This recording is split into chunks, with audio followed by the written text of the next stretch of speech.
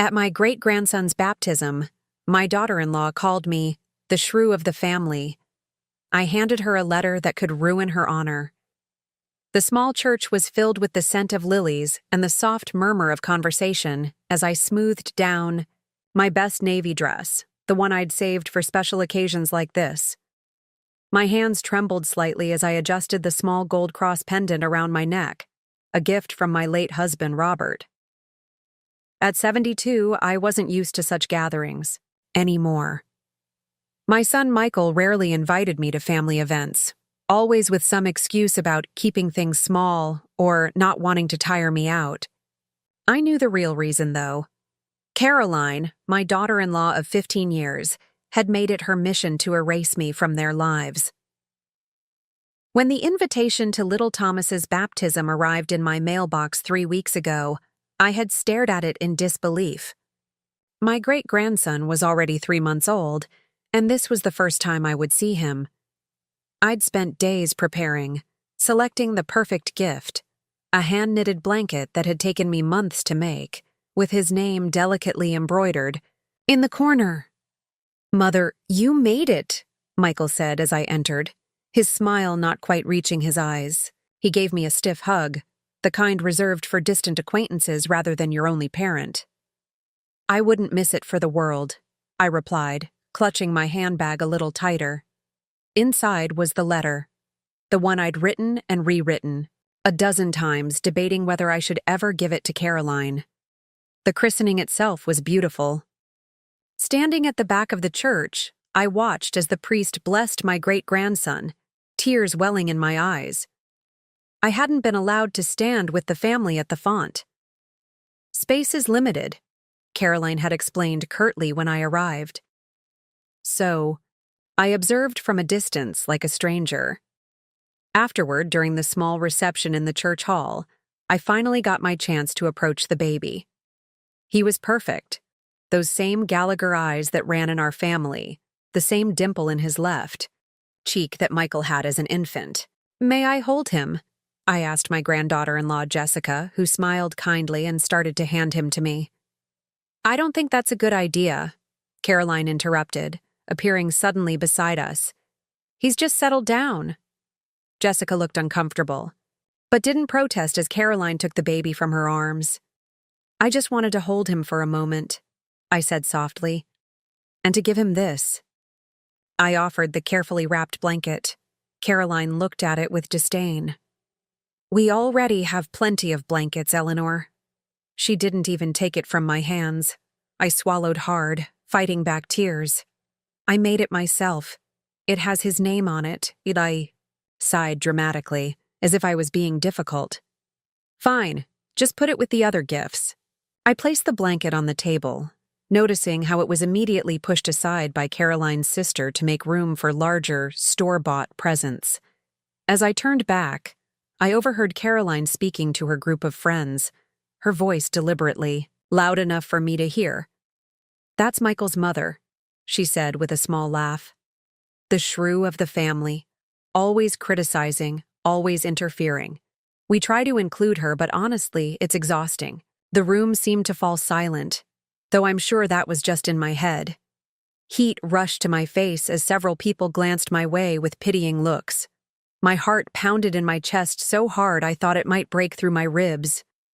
Michael stood, nearby, looking uncomfortable but saying nothing to defend me. My own son, letting his wife speak about me that way. In that moment, something inside me, something that had been bending and bending for years, finally snapped. With surprising steadiness, I walked over to Caroline, who raised an eyebrow at my approach. Without a word, I reached into my handbag and pulled out the sealed envelope. "I'd like you to read this," I said quietly, placing it in her free hand. "When you're alone." Caroline looked confused, then slightly alarmed. "What is this?" I met her, eyes directly. "Something I should have given you a long time ago." As I turned to leave, I caught a glimpse of genuine fear in her eyes.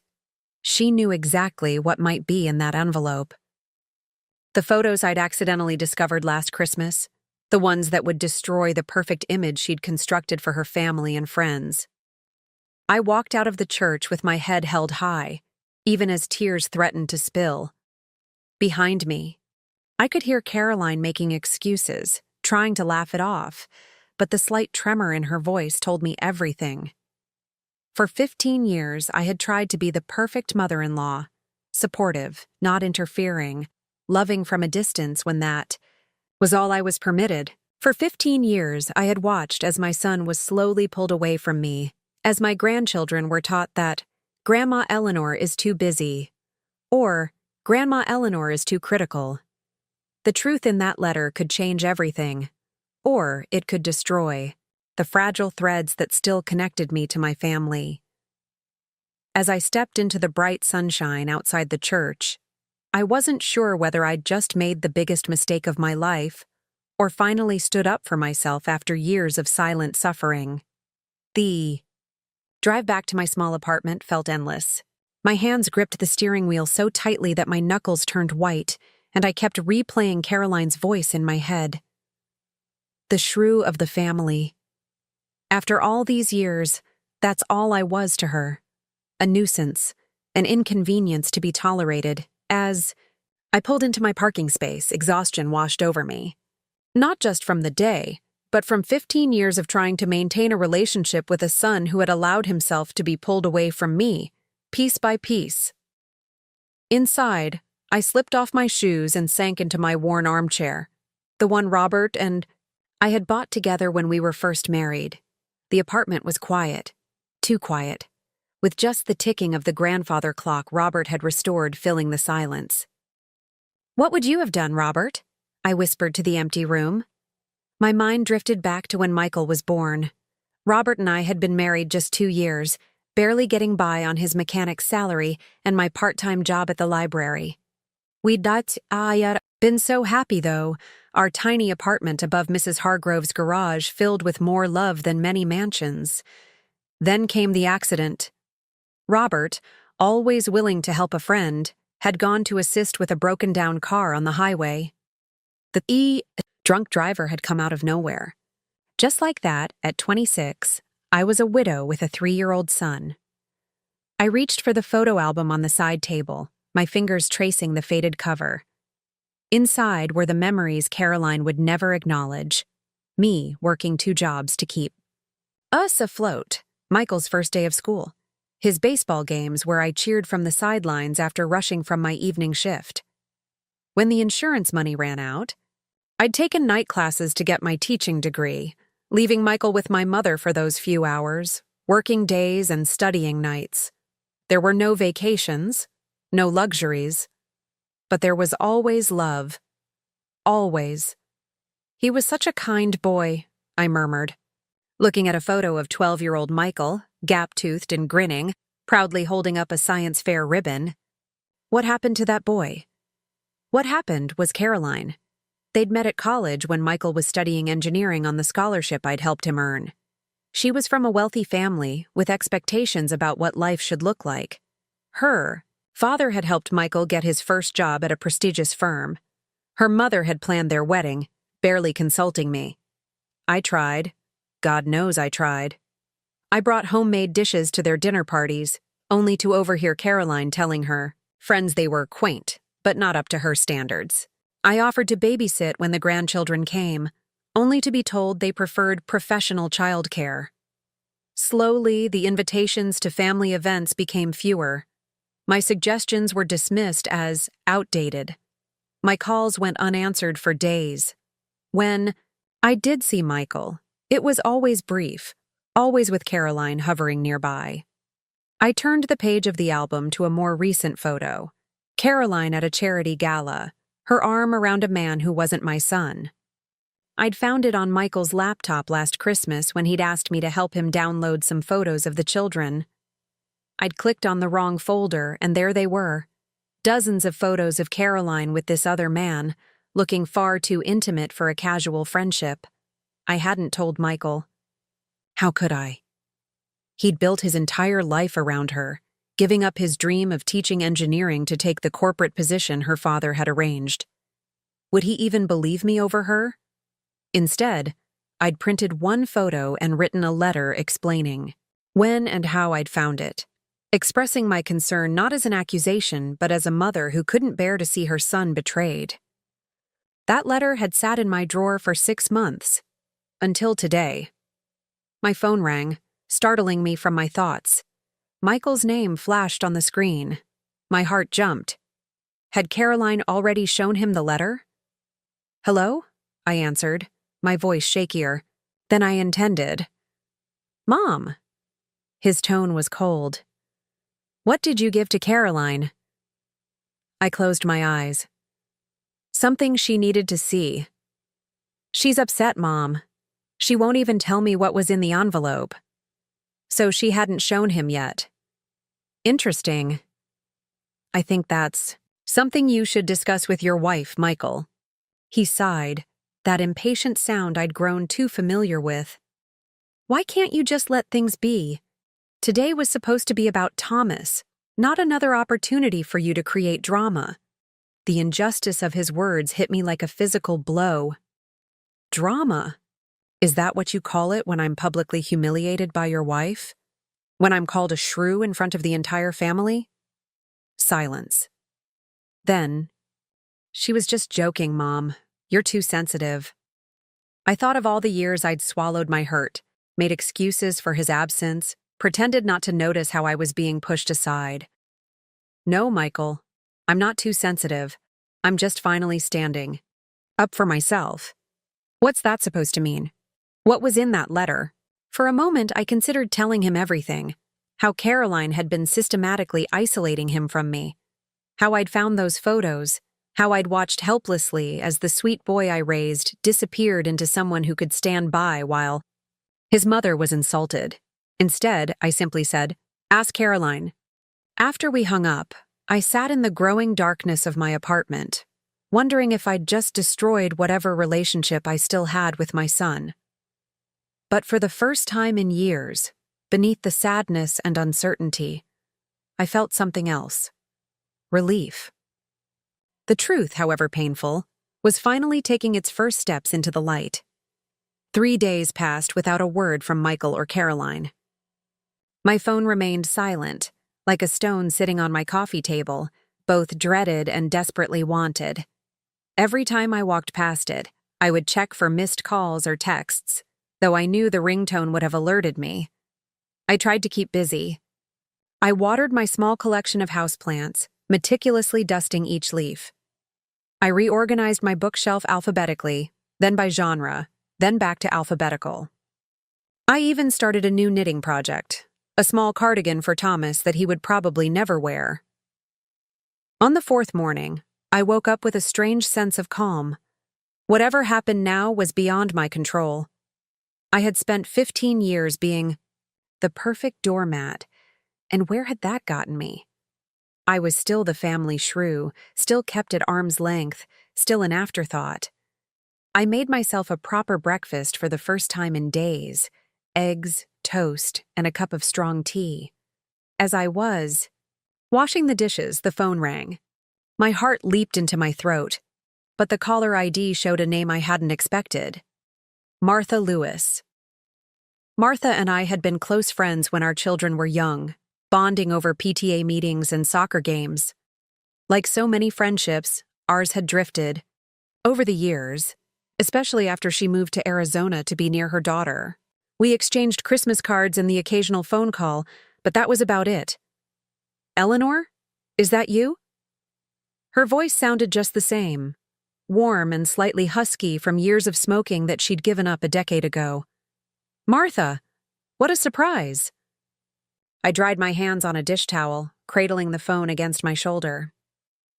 "I've been thinking about you lately," she said.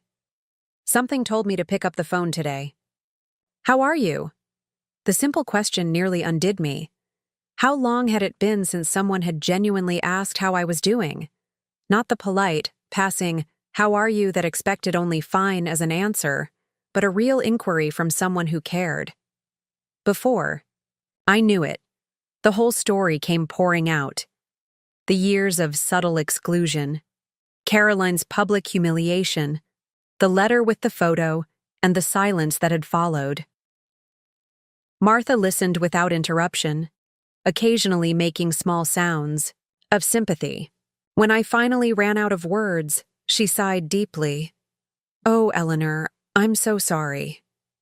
Then, after a pause, "But I'm also a little proud of you." Proud? The word caught me off guard. Yes, proud. For finally standing up for yourself. You've spent your whole life taking care of others. First Robert, then Michael, and now you're still trying to be there for your grandchildren and great-grandson. When was the last time you did something for yourself? I honestly couldn't remember. Listen, Martha continued. I'm in town for the next 2 weeks staying with my sister. There's a group that meets at the community center on Wednesdays. Mostly women our age, some widowed, some divorced, some just looking for connection. Why don't you come with me tomorrow? My first instinct was to refuse. What if Michael called while I was out? What if Caroline decided to talk?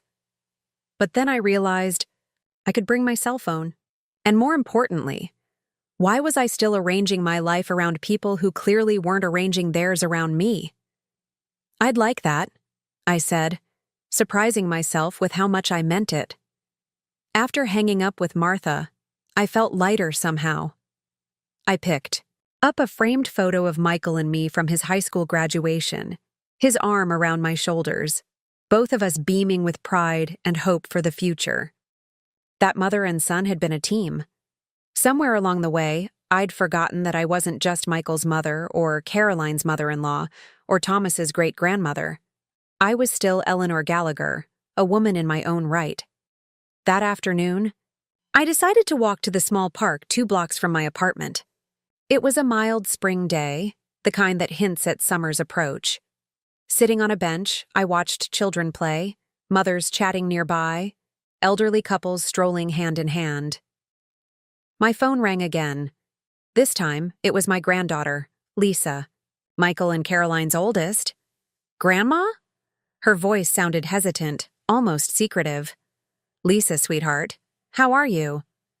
I tried to keep my voice neutral, not wanting to put her in an awkward position. "I'm okay." She paused.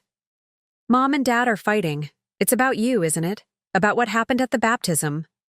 I closed my eyes, regretting that my actions had affected the grandchildren. "It's complicated, honey. Mom won't tell Dad what was in the letter. She's been crying a lot, and he's really angry." She lowered her voice further. "What was in it, Grandma?" I took a deep breath. "That's something for your parents to discuss, Lisa. I'm sorry you're caught in the middle of this." She was quiet for a moment. "Are you okay, Grandma?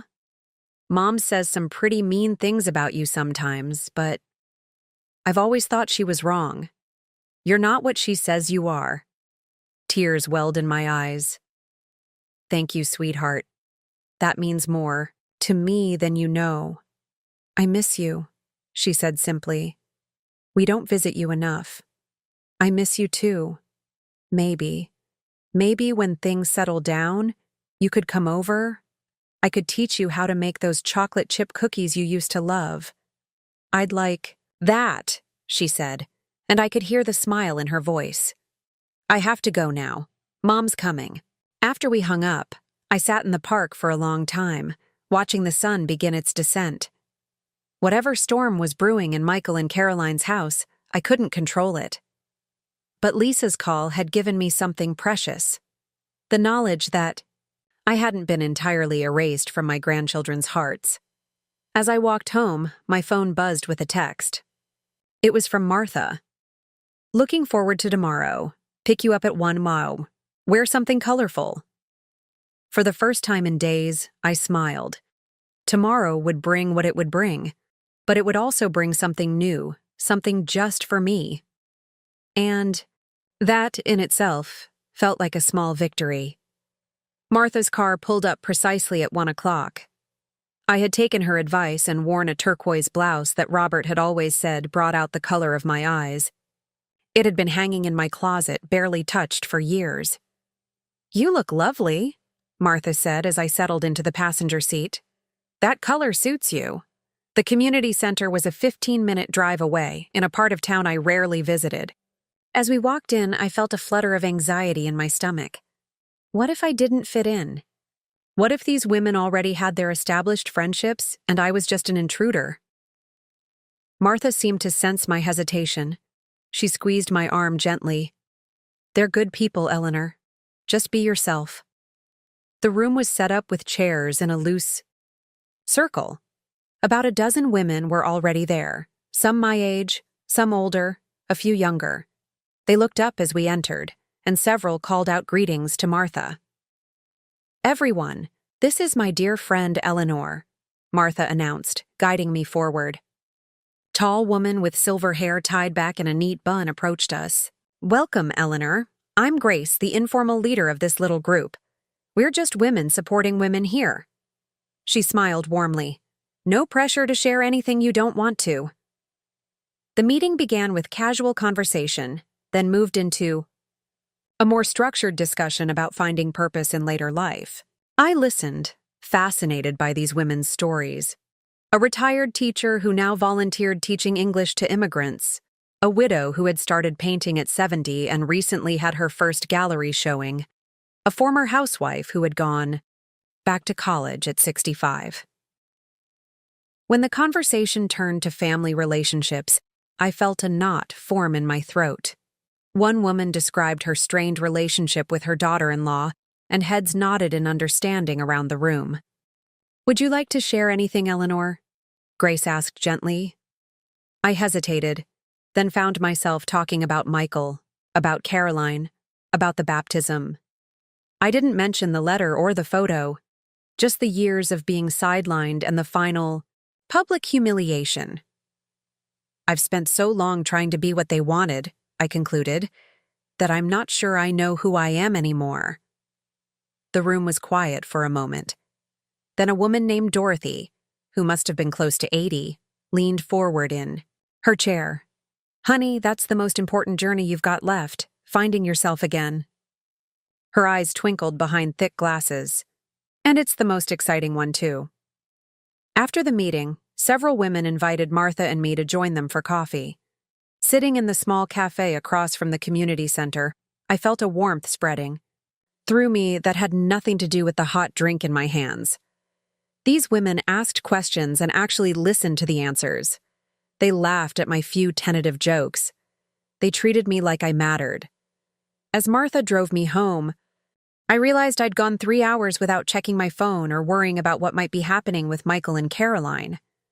Thank you, I said simply. Martha smiled. Same time next week? I nodded, already looking forward to it. When I entered my apartment, the light on my answering machine was blinking. I pressed play, bracing myself. Mom, it's Michael. We need to talk. Call me back, please.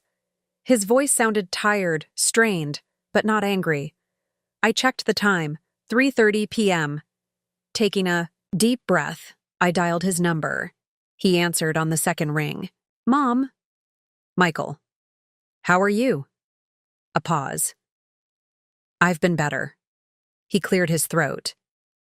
Can I come over? Alone? I need to talk to you face to face. Of course, I said, my heart racing. When? I can be there in half an hour. After hanging up, I moved around the apartment in a flurry of nervous energy. I straightened the already neat cushions on the sofa, wiped down the spotless coffee table, and put on a pot of coffee. Michael had always preferred coffee to tea. Exactly 30 minutes later, there was a knock at my door. When I opened it, the sight of my son nearly broke my heart. He looked exhausted, with dark circles under his eyes and a slump to his shoulders I'd never seen before. Come in, I said softly, stepping aside. He walked in, glancing around as if seeing the place for the first time, though he'd visited, briefly, always briefly, a few times a year. He sank onto the sofa while I poured coffee, into 2 mugs, his with cream, no sugar, just as he'd always liked it. So, he said after taking a sip, the letter. I sat across from him, keeping my voice steady. Yes. Caroline finally showed it to me last night. He set the mug down carefully. She admitted it was her in the photo, but she claims it was nothing. Just a friend she was comforting during a difficult time. I kept my expression neutral. I see. Is that really all you have to say? A flash of the old Michael, quick to frustration. What would you like me to say, Michael? I found the photo by accident. I gave it to Caroline because I thought she should know that I knew. What she tells you about it is between you and her. He ran a hand through his hair, a gesture so familiar it made my chest ache. I checked her phone this morning while she was in the shower. His voice dropped. There were texts, hundreds of them. This has been going on for over a year. I reached across and took his hand. For once, he didn't pull away. I feel like such a fool, he whispered. And the worst part is, the things she's been saying about you all these years. I believed her. I let her push you away because she convinced me you were controlling, judgmental. He looked up, his eyes wet. I'm so sorry, Mom. Oh, Michael. My own eyes filled with tears. We both made mistakes. I should have been more direct years ago instead of just withdrawing. Lisa told me she called you. He gave a weak smile. She said you were nothing like what Caroline described. She said you were kind and didn't even badmouth Caroline when you had the chance. We talked for over 2 hours. Really talked, in a way we hadn't since before he met Caroline. He told me about the problems in his marriage that he'd been hiding, about his regrets regarding his career path, about his growing realization that he'd been controlled as much as I had been excluded. What will you do now? I asked finally. He shook his head. I don't know. We have the kids to think about, but things can't go on as they have been. He looked at me intently. Whatever happens, I want you back in our lives. My life, the kids' lives. As he stood to leave, he embraced me tightly, the way he used to when he was younger. I've missed you, Mom, he whispered, even when I didn't realize it. After he left, I sat quietly, processing everything. The letter had done what years of patience and silence couldn't. It had cracked open the carefully constructed facade of Michael and Caroline's marriage. I took no joy in their pain, but as I looked at the photo of Michael and me at his graduation, I felt a glimmer of hope that perhaps, just perhaps, we might find our way back to being a team again. The following Saturday, I received an unexpected text from Lisa. Can I come over today, Grandma? Around 2? My heart leaped with joy. Of course, sweetheart. I'll have those cookies ready. I spent the morning cleaning, though the apartment was already spotless, and baking chocolate chip cookies. The way Lisa had always loved them, slightly underdone in the center, crisp around the edges. The familiar routine of measuring, mixing, and baking brought back memories of afternoons with Lisa and her younger brother James when they were small, before Caroline had deemed my influence outdated. At precisely 2 o'clock, the doorbell rang. When I opened it, I was surprised to find not just Lisa, but James as well. At 17, he was almost a man now, tall and lanky like Michael had been at that age. James. What a wonderful surprise. I hugged them both, noticing how James hesitated slightly before returning the embrace. Dad said we could come, Lisa explained as they settled onto the sofa. Mom doesn't know. I frowned slightly. I don't want to cause more problems. James shrugged, reaching for a cookie. There are already problems, Grandma. Lots of them. The frankness in his voice startled me. I'd always thought of James as the quiet one, the peacekeeper. Dad moved out 3 days ago, Lisa said bluntly. He's staying at Uncle Paul's. I sat down heavily. Oh, I didn't know. Mom blames you, James added, his eyes meeting mine directly. She says you interfered and ruined everything. I felt a stab of guilt, quickly followed by indignation. I didn't ruin anything. I just revealed what was already there. Lisa nodded. That's what Dad said too. She hesitated, then asked the question I'd been dreading.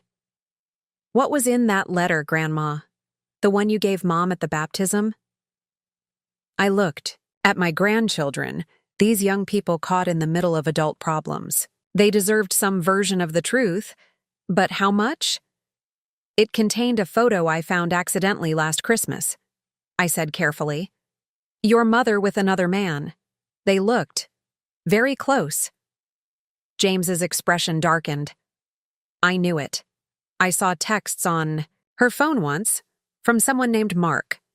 She said he was just a colleague. She's been seeing him for over a year, Lisa added quietly. Dad found out everything. I reached out and took their hands. I'm so sorry you're going through this. I never wanted to hurt anyone, especially not you two. We know, Lisa squeezed my hand, but Mom's been hurting people for years, especially you. James nodded in agreement. She always made comments about you when you weren't around. Dad would sometimes defend you, but not very strongly. It made us uncomfortable. A lump formed in my throat. All these years, I'd thought the grandchildren were being turned against me, but they had seen through Caroline's manipulations. Why did you wait so long to say something about the photo?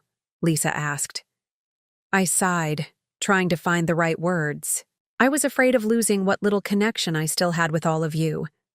And I thought, maybe I was wrong. Maybe there was an innocent explanation. There wasn't, James said flatly. We spent the afternoon talking, really talking, about the past 15 years. The grandchildren filled in gaps from their perspective, telling me about times Caroline had intercepted my gifts, forgotten to pass on my messages, or made excuses for why visits to Grandma couldn't happen. She told us you were too busy, Lisa said, indignation coloring her voice, or that you didn't like having kids around because of the mess. I shook my head, fighting back tears. I was never too busy for you. Never. As evening approached, Michael called to check on them. After Lisa assured him they were fine, she handed the phone to me. Hi, Mom, he said, his voice weary but warm. Are they behaving? They're wonderful, I replied. Michael, I hope you know I never intended— I know, he interrupted gently. The truth was going to come out eventually. Better from someone who loves me than from a stranger. After the call, I made a simple dinner, and we ate together at my small kitchen table. It felt surreal, having my grandchildren there after so many years of brief, supervised visits. We should do this more often, James said, surprising me. Even when whatever's going to happen with Mom and Dad happens. I'd like that very much, I replied, my voice thick with emotion. When it was time for them to leave, they both hugged me tightly. Lisa lingered a moment longer. Dad told us something. Else? She said quietly. About all you did for him after Grandpa died. Working 2 jobs, putting him through college. She looked around my modest apartment. You could have had a bigger place, a better life, if you hadn't spent everything on him. I cupped her cheek gently. I have exactly the life I chose, Lisa. Being your father's mother has been my greatest joy. After they left, I sat alone in my suddenly quiet apartment, reflecting on the day's revelations. The damage Caroline had done went deeper than I'd imagined, but so did the resilience of family bonds. My grandchildren had seen the truth despite her efforts to paint me as the villain. The next morning, my phone rang early. It was Michael. Mom? Can I come over? There's something important I need to show you. An hour later, Michael arrived carrying a large cardboard box. He set it on my coffee table and opened it carefully. I found these in Caroline's closet, he said, pulling out a stack of cards and letters. They're from you. I picked up one, a birthday card I'd sent to Lisa 3 years ago. Inside was a note about the gift certificate that had accompanied it, a certificate Lisa had apparently never received. "There are dozens of them," Michael said quietly. "Birthday cards, Christmas gifts, notes about visits you wanted to arrange." He met my eyes, his own filled with shame. "She kept all of these from us, from the kids. She told me you'd stopped sending things years ago, that you'd lost interest in being part of our lives." I stared at the box, at the tangible evidence of Caroline's deception. All those times I'd thought my efforts were being ignored, they'd actually been intercepted. "There's something else," Michael said, reaching deeper into the box. He pulled out a small, weathered photo album I recognized immediately. "My memory book," I whispered, taking it from him with trembling hands. "I thought I'd lost it in the move 5 years ago." "She took it when you were downsizing," Michael said softly. "Mom, I'm so sorry. I had no idea how deliberate this all was." As I opened the album, tears filled my eyes.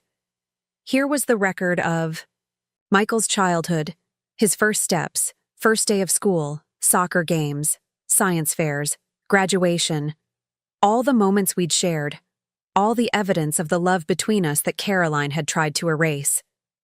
"The letter you gave her," Michael said, hesitantly.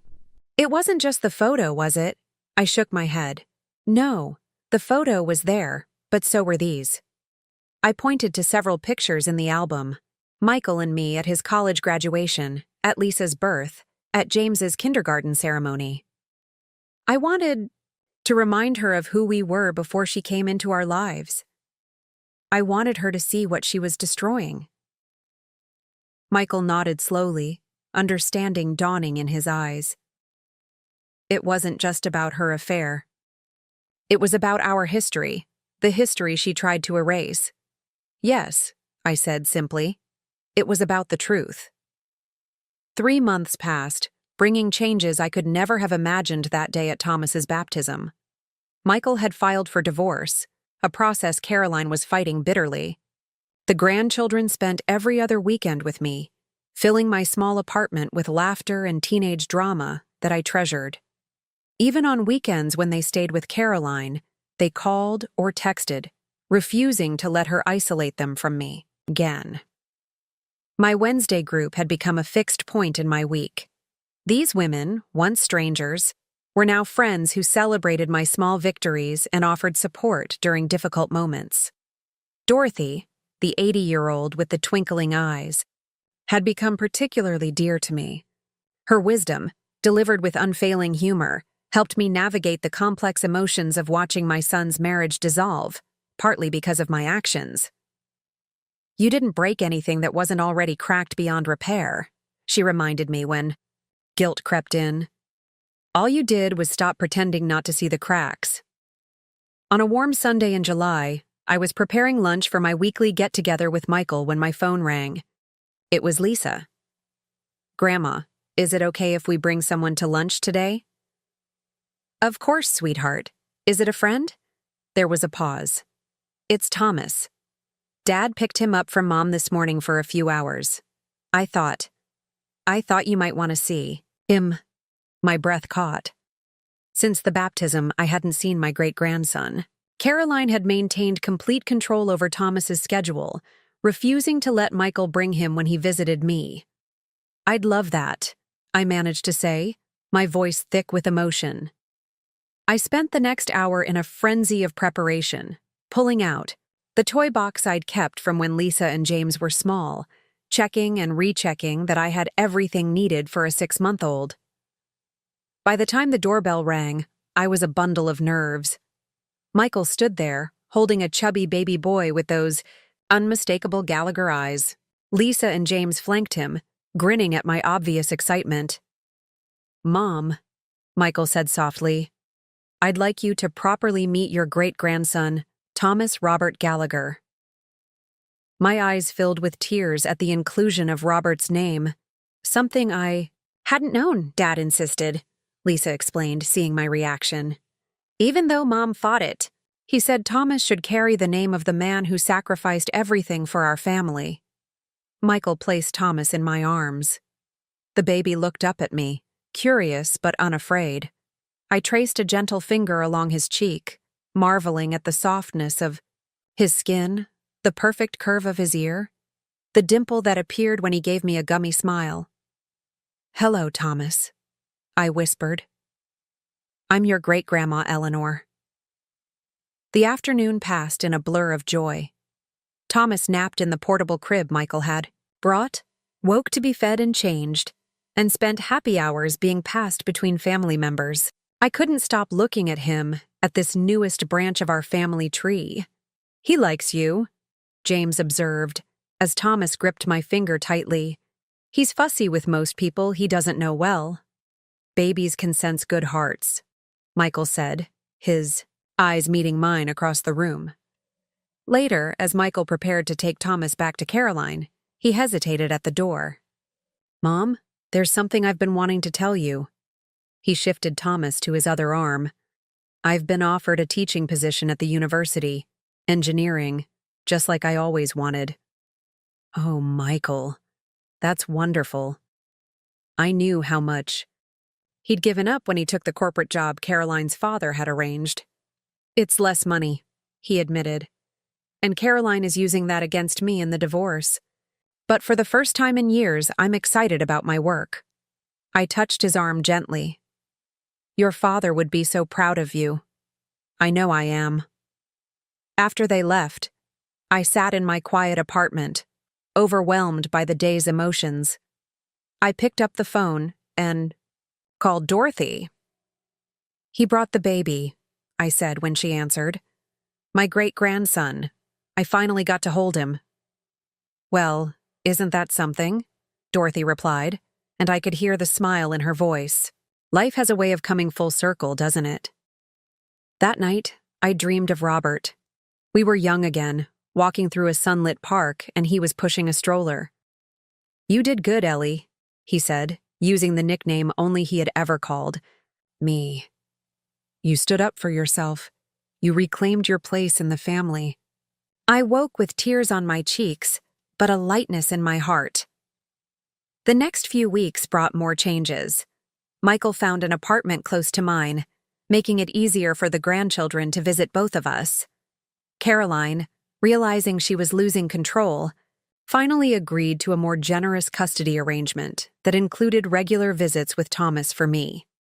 The first time Caroline brought Thomas to my apartment, her face was a mask of barely contained fury. She didn't come inside, simply handed the baby carrier to me at the door. 2 hours, she said flatly. Not a minute more. I nodded, determined not to give her any reason to cut off these precious visits. "Thank you for bringing him, Caroline." She looked at me then, really looked at me, for perhaps the first time in 15 years. "You think you've won, don't you? Destroyed my marriage, turned my children against me." I held her gaze steadily. This was never about winning or losing, Caroline. It was about truth. And the truth is, I never wanted to destroy anything. I just wanted to be treated with basic dignity and respect. She didn't respond, just turned and walked away. But something in her posture, a slight lowering of the rigid shoulders, made me wonder if perhaps, just perhaps, a seed of understanding had been planted. Over the next several months, a new rhythm established itself in our family. Caroline gradually softened, especially as she saw how the children thrived with both Michael and me in their lives. We would never be friends, Caroline and I, but we learned to coexist in a state of cool civility for the sake of the family we shared. Michael flourished in his teaching position, rediscovering the passion for engineering that had been buried under years of corporate conformity. Lisa applied to colleges, including my alma mater, asking for my input on her applications. James joined the school newspaper, discovering a talent for writing I hadn't known he possessed. And Thomas, dear, sweet Thomas, grew stronger and more curious by the day. By his first birthday, he was toddling around my apartment, pulling books from the lower shelves, banging on pots with wooden spoons, and falling asleep in my arms as I rocked him, singing the same lullabies I had once sung to Michael. The day of Thomas's birthday party arrived. Not a grand affair like the baptism had been, but a small, intimate gathering at Michael's new home. Caroline was there with her parents, keeping mainly to themselves in one corner of the living room. My Wednesday friends had helped me pick out the perfect gift, a handcrafted wooden train that Dorothy's son had made.